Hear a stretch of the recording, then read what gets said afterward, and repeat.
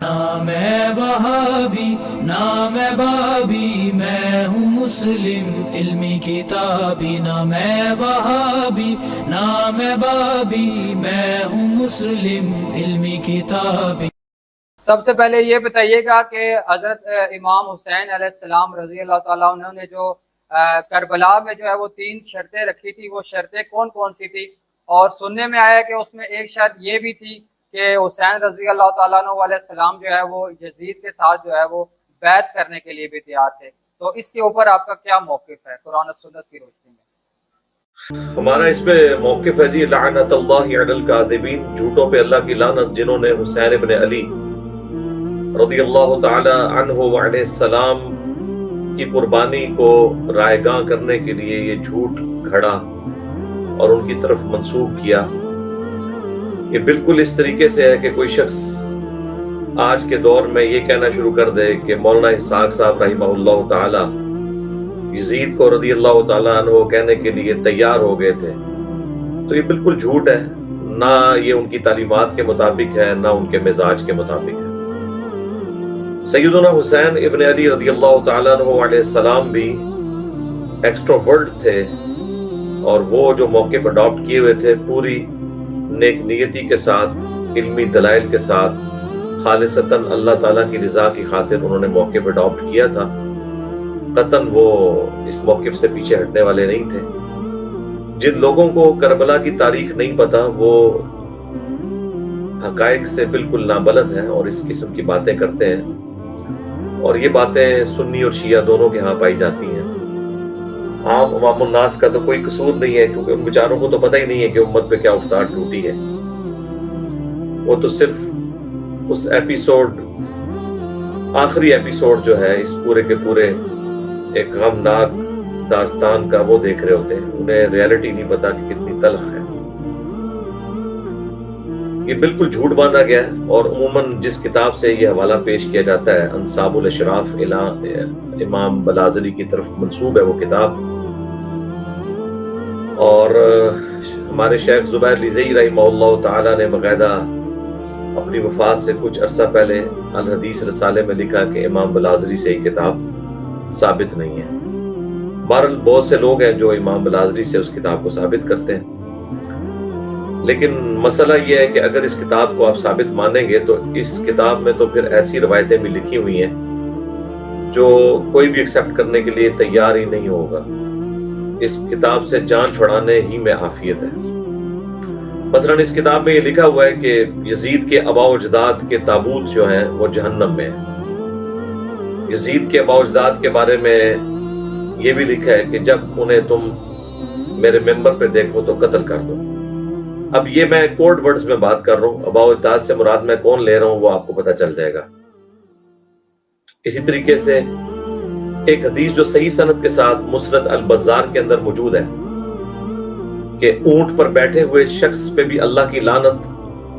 اونٹ کو ہانکنے والے پر بھی لعنت، اور اونٹ کی نکیل پکڑنے والے پر بھی لعنت۔ بس یہ حدیث شروع ہوئی اور ختم ہو گئی، اور یہ حدیث بالکل صحیح سند کے ساتھ ہے، مسند البزار میں بھی ہے، اور مسند البزار کے ریفرنس سے ابن حجر اسقلانی کے استاد امام حیثمی نے اپنی کتاب مجموع الزوائد میں بھی یہ نقل کی ہے۔ لیکن ہمارا معصومانہ سوال ہے کہ اس میں تو پتہ ہی نہیں چلا کہ وہ لوگ کون ہیں جن پہ اللہ کے نبی علیہ السلام نے لعنت کی۔ کیا وہ کوئی شراب وغیرہ لاد کے لے کے جا رہے تھے کہ ان کے عمل کی وجہ سے ان پہ لعنت ہوئی، یا وہ خود شخصیات ایسی تھیں کہ جو مغضوب علیہم تھی کہ ان کے اوپر لعنت اللہ کے محبوب علیہ السلام نے فرمائی۔ لیکن یہی روایت جب اس کتاب میں آتی ہے انصاب الاشراف، جس سے یہ امام حسین علیہ السلام کی طرف 3 شرائط کا جھوٹ منسوب کرتے ہیں، تو اس میں تو بالکل واضح لکھا ہوا ہے کہ یزید کے آباء و اجداد میں سے جو سب سے بڑے تھے وہ اونٹ کے اوپر بیٹھے ہوئے تھے، اور ان کے 2 بیٹے تھے، ایک اونٹ کو ہانک رہا تھا اور ایک نے اونٹ کی نکیل پکڑی ہوئی تھی۔ تو پھر اگر اس کتاب کو ماننا ہے تو پھر ان روایتوں کو بھی صحیح مانا جائے۔ تو ہمارے نزدیک تو یہ شرائط والی بات جو ہے بالکل جھوٹی ہے، سیدنا حسین ابن علی کی نیچر میں بھی یہ فٹ ان نہیں بیٹھتی۔ دیکھیں حج کے موقع پر پوری دنیا کے لوگ مکہ اور مدینہ کی طرف جا رہے ہیں، اور سیدنا حسین ابن علی این اس وقت پہ مدینہ شریف چھوڑ کے پہلے مکہ گئے اور پھر مکہ شریف سے کربلا کی طرف ہجرت کر گئے، قیام حسینی کے لیے، اسلامک اسٹیٹ کے قیام کے لیے، ایک پولیٹیکل سٹرگل شروع کرنے کے لیے، جو انہیں وہاں سے شیعان علی نے خطوط لکھے تھے جو صحابہ و تابعین تھے۔ کیونکہ حضرت معاویہ رضی اللہ تعالیٰ عنہ نے صلح حسن میں جو شرائط طے کی تھی ان میں سے ایک شرط یہ بھی تھی کہ امت کو شورا کے حوالے کریں گے، لیکن انہوں نے اس شرط کی وائلیشن اپنی زندگی میں شروع کر دی اور الٹیمیٹلی اپنے بیٹے کو اپنے بعد نامزد کیا، جس کی وجہ سے مسلمانوں میں بڑا سخت ریونج پایا جاتا تھا۔ بلکہ سلمان ابن سرد جو صحابی رسول ہیں، انہوں نے جو خط لکھا حسین ابن علی کو، انہوں نے تو بڑے سخت لفظ استعمال کیے، میں کوٹ ورڈز میں آپ کو بتا دیتا ہوں۔ انہوں نے کہا کہ ایک فوت ہو گیا ہے اور اپنی جگہ دوسرا چھوڑ گیا ہے، اور وہ جو تشبیہ دی انہوں نے کہ کون فوت ہوا اور اپنی جگہ دوسرا اپنے ساتھ کا چھوڑ گیا،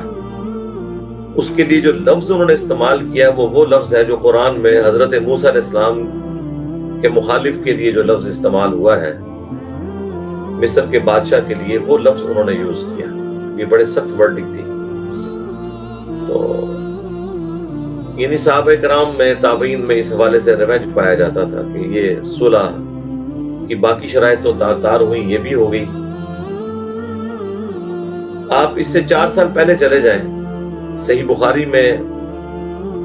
4827 نمبر حدیث ہے۔ اس حدیث کے اندر آپ کو بالکل کلیئر ہو جائے گا،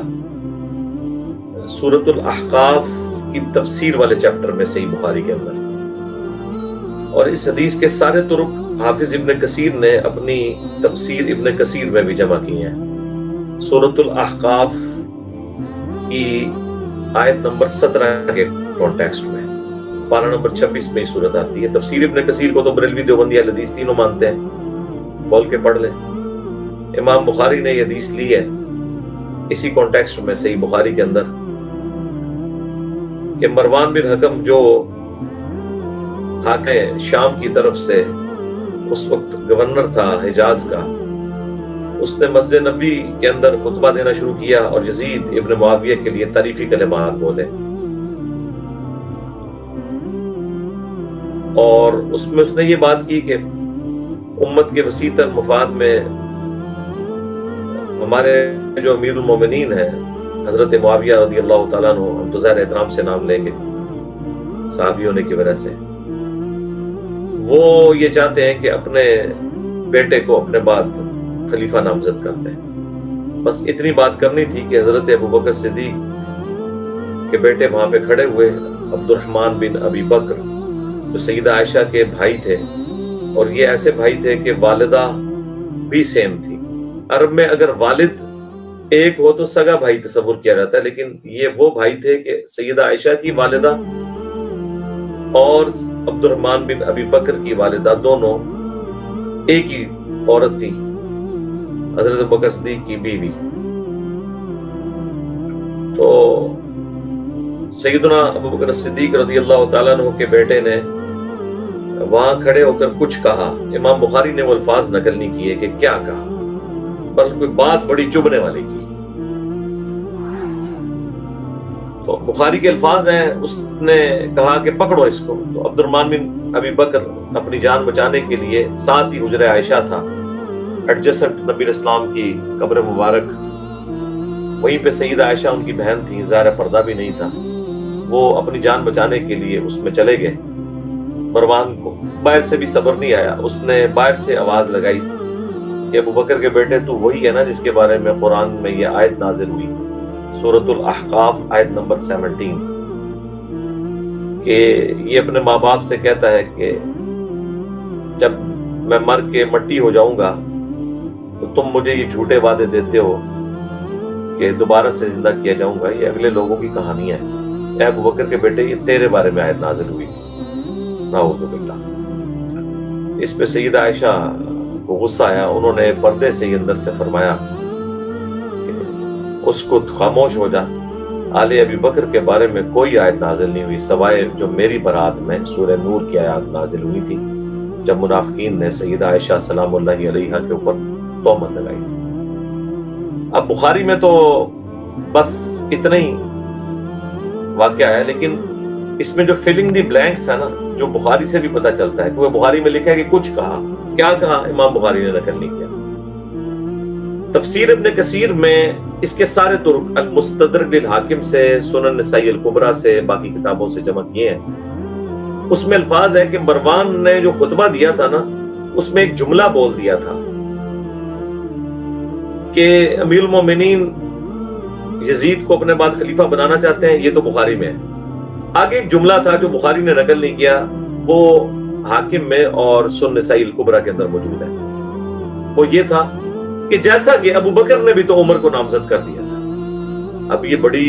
دور کی مثال تھی، کیونکہ حضرت ابو بکر اور عمر آپس میں رشتہ دار تو نہیں تھے، کوئی ملوکیت نہیں ہوئی تھی، نہ حضرت عمر حضرت ابو بکر کے بیٹے تھے، تو اس کے اوپر حضرت ابو بکر کے بیٹے کو غصہ ہی آنا تھا کہ بھائی یہ کون سی مثالیں دے رہا ہے، بیٹا تو میں ہوں، اور یہ کہہ رہے کہ جس طرح انہوں نے نامزد کیا اس طرح ہمارا امیر المومنین بھی اپنے بیٹے یزید کو بنانا چاہ رہے ہیں۔ تو بخاری میں الفاظ ہیں کہ عبد الرحمن بن ابی بکر کھڑے ہوئے اور انہوں نے کچھ کہا،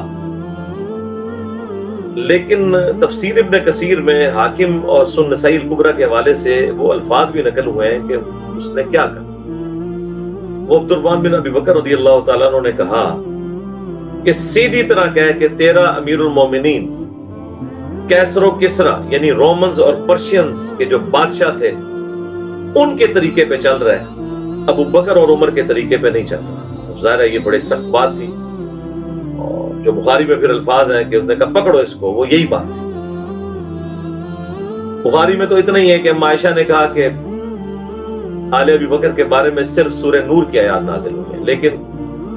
حافظ ابن کثیر نے اس آیت کی تفسیر میں حاکم اور سنن نسائی الکبریٰ کے حوالے سے وہ الفاظ بھی نقل کر دیے کہ عائشہ نے فرمایا کہ مروان، البتہ تیرے بارے میں رسول اللہ نے فرمایا تھا جب تو اپنے باپ کی پشت میں تھا کہ حکم پہ لعنت، اس کی اولاد پہ لعنت، تو اسی لعنت کا ٹکڑا ہے۔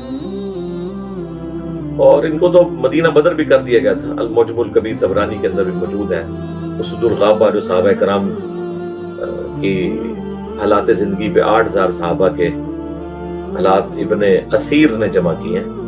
اور اس کی شرح الاصابہ ابن حجر اسقلانی نے لکھی ہے، اس میں پوری تفصیل ہے۔ میں نے کافی دفعہ اپنی ویڈیوز میں بیان کیے ہیں۔ 3 شرائط جو بیان کی جاتی ہیں ان میں سے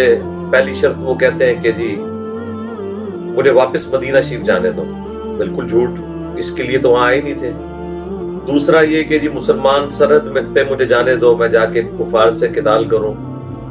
کن کافروں سے قتال کریں کہ جو یہ کہیں کہ آپ کی اپنی حکومت اسلامی نہیں ہے جدھر سے آپ قتال کرنے آئے، اور تیسرا جی یزید کے ہاتھوں میں ہاتھ دے دو۔ بھئی اگر یہ ہوتا تو عبید اللہ ابن زیاد یزید کو کہتا کہ جو کام آپ کے ابا جی نہیں کروا سکے وہ میں نے کروا دیا ہے۔ اس نے تو وہاں پہ لڈیاں ڈالنی تھی کہ آپ کے والد محترم جو 4 سال زور لگا کے جس حسین کو آپ کی بیعت پہ آمادہ نہیں کر سکے، دیکھیں میں نے کروا دیا۔ تو یہ بالکل اللاجیکل بات ہے، کتاب بھی جعلی ہے، باتیں بھی اللاجیکل ہیں، کسی صورت جو ہے یہ سچائی میں نہیں بیٹھتی۔ جی نیکسٹ۔